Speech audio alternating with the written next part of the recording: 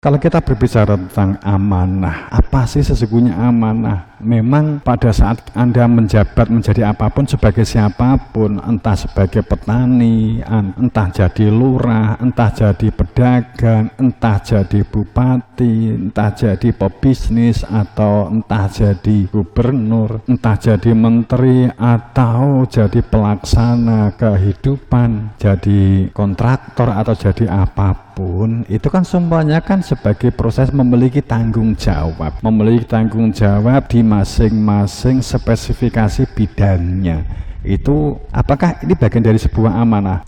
Ya, bisa dikatakan demikian, tapi itu sesungguhnya adalah konsekuensi dampak sebuah amanah. Pada saat kita berbicara berkaitan dengan sebuah prosesi amanah, inna aradna amanah ala samawati wal ard wal jibal. Amanah itu saat ditransformasi, diberikan amanah ini dikekne kepada gunung, kepada langit, kepada bumi, semuanya enggan, menolak untuk menerima amanah. Oke, kita pahami tanpa terjemah apapun, tanpa vemio ya. Pada saat berbicara bahwa amanah gunung, langit, dan bumi sekaligus sebagai sebuah simbol, memang amanah tempatnya tidak di otak. Amanah tempatnya tidak di otak, tidak di langit, tidak di otak. Sehebat apapun otaknya seseorang, tidak akan mampu menerima amanah, hanya akan menjadi pecundang pada saat kehebatan, kepintaran hanya berbekal pada interaksinya, berbekal hanya pada koneksinya, hanya berbekal pada materi,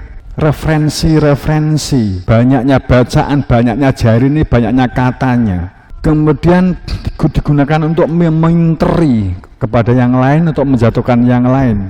Dengan kata lain, bahwa saat amanah itu diberikan, memang bukan wilayahnya otak, amanah bukan wilayahnya langit. Saat apa adanya, saat langit diberikan amanah, langit enggan, langit secara fisik yang kita kelihatan mata, walaupun fisiknya kita datangi juga nggak ketemu kalau kita asumsikan langit di atas sana. Tapi pada saat berpikir bahwa langit bagian dari sebuah proses manusia, memang tempatnya amanah tidak di otak, hebat apapun. Tempatnya amanah itu di perilaku, di konteks kehidupan, makomnya di sana, bukan di otak orang yang pinter. Letaknya tidak di amanah, tidak di sana. Letaknya juga tidak di ardun, tidak di bumi, bukan di bumi letaknya. Secara fisik tanah umpamanya begitu. Amanah bukan di sana, juga bukan di gunung-gunung, di tempat-tempat yang kita anggap sejuk dengan untaian-untaian kata yang indah, yang kita sering terjebak dengan keindahan-keindahan kata, pemilihan diksi atau kata-kata yang indah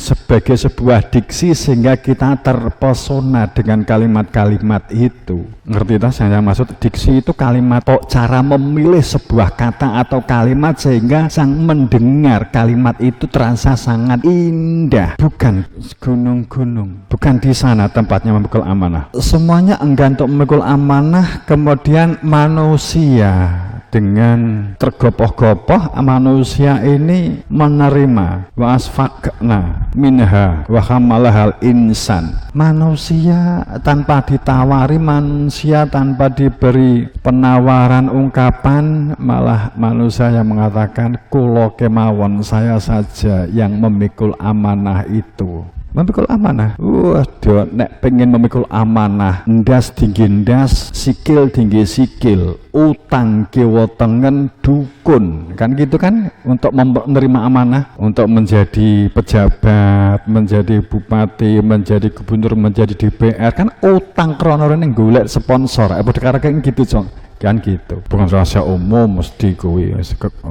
Makanya amanah tidak dibukulkan. Manusia ini saat meminta amanah, kowe pengen dadi lurah, oh yo jempalian pengen dadi lurah, pengen dadi iki, boso dadi korupsi.